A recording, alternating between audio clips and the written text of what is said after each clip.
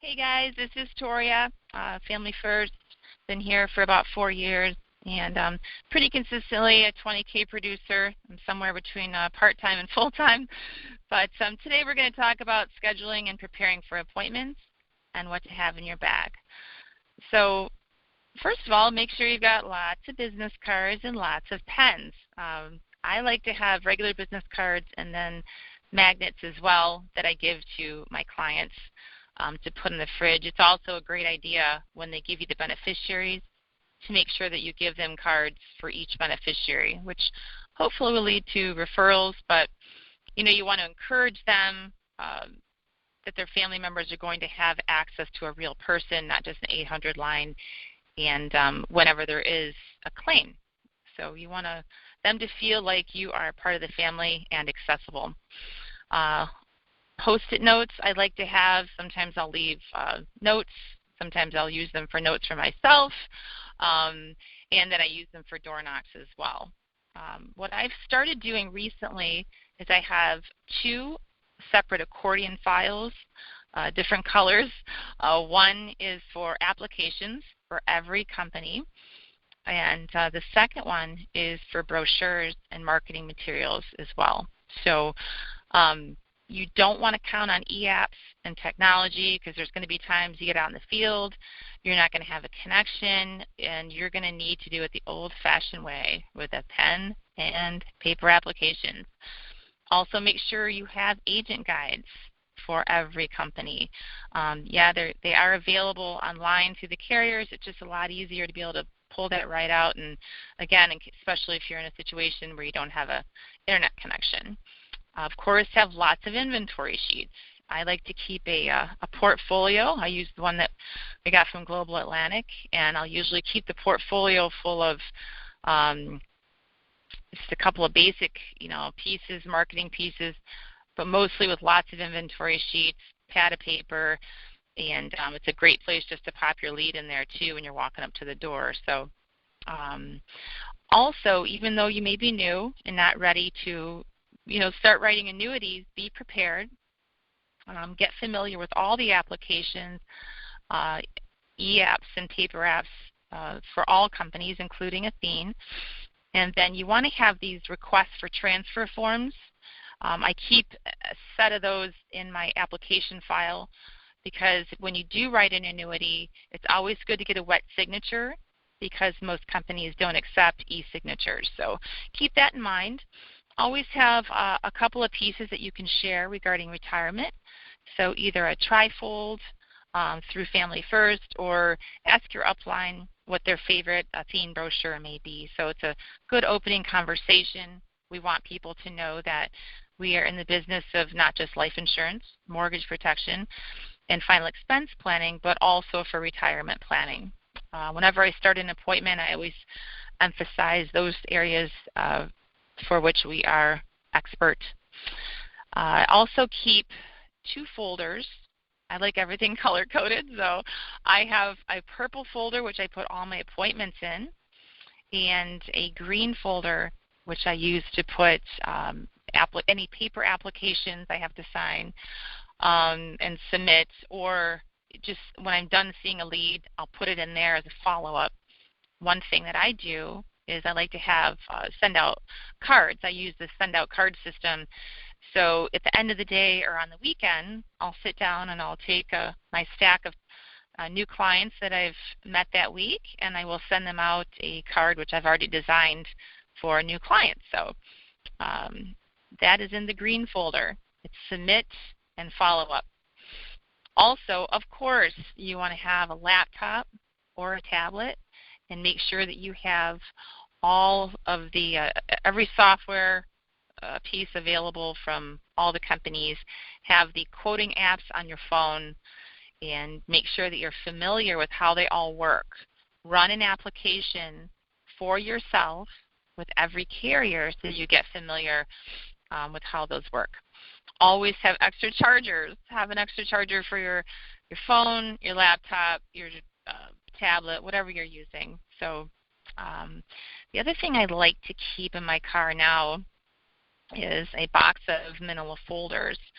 I use those because Some of you may have listened to my call on, calling older leads, and I'll mention, hey, I have a packet here for you. So when I go up to the door, I like to have that folder with their lead inside of it, an inventory sheet, maybe a final expense planning booklet if it's that kind of appointment, or an Americo HMS brochure. And so that way you have what's kind of a packet to present to them. And I'll usually put that inside of my portfolio. As you know, our car is our office, so this is where you want to keep your supplies. I have an extra 2 portable folder files. There you go. in my car. I keep one with all the extra brochures and applications and so on. So if I'm missing something, I can always run out to my car and grab it. Always have extra supplies. Anything you have in your bag, you should have double in your car. And most importantly, always have your leads with you. I keep a separate file for all my leads, and they're separated by county. They're alphabetized. If I'm in a city like Detroit, I have them in order by zip code. And even though that takes an extra couple of minutes to keep that all together, it's super helpful when you're in the field. So if you get a no-show, a reschedule, what have you, you've got your leads. You know exactly where to go. You're in that area. You see who's in the area, and you go door knocking until your next appointment. Door knocks are gold, guys. So make sure you're door knocking in between appointments. I keep the newer leads in the front. So if I have a file per county, I'll keep the new leads in the front of the file, and then my cherry pick leads behind that. So all your fresh leads are going to be there in front. These are ones that you've probably called recently. They've probably heard your voice. They feel like you know you. So alphabetized, organized, and new leads in the front. I also like to keep my files color-coded per company. So in the supply file, I have blue for Americo, green for Mutual of Omaha, red for Transamerica, or however you want to stay organized. But in this business, there's been times when I have not been so organized, and I have to keep changing my system until I found something that works. But it's key, because no other place is where time is money. And this is for sure in this business and here with Family First Life. So you want to be very efficient with your time. As far as scheduling and preparing, my typical first appointment for me is around 9:30. I'll typically book final expense appointments every hour to hour and 15 minutes apart. Mortgage will be hour and a half to 2 hours. You want to include your drive time in there. And when you're setting the appointment, always give them a window. So if you're setting an 11:30 appointment, say, let them know you'll be there between 11:30 and 12. Stuff happens. So if you get a no-show, door knock. If you get a one-legged appointment, there's only one person there, don't sit the appointment. We've all done it. It doesn't work very, very, very rarely. So reschedule and go door knocking. If someone calls or texts you to cancel, don't answer. Go anyway. We have all the seasoned agents have written lots of business by going to canceled appointments. So especially if they text you, you just say, oh, I'm so sorry. I didn't get it, or what have you, and I keep my phone off when I'm driving, or whatever you want to say. So when you're driving, because we do have a lot of time in the car, turn off the radio, listen to podcasts constantly.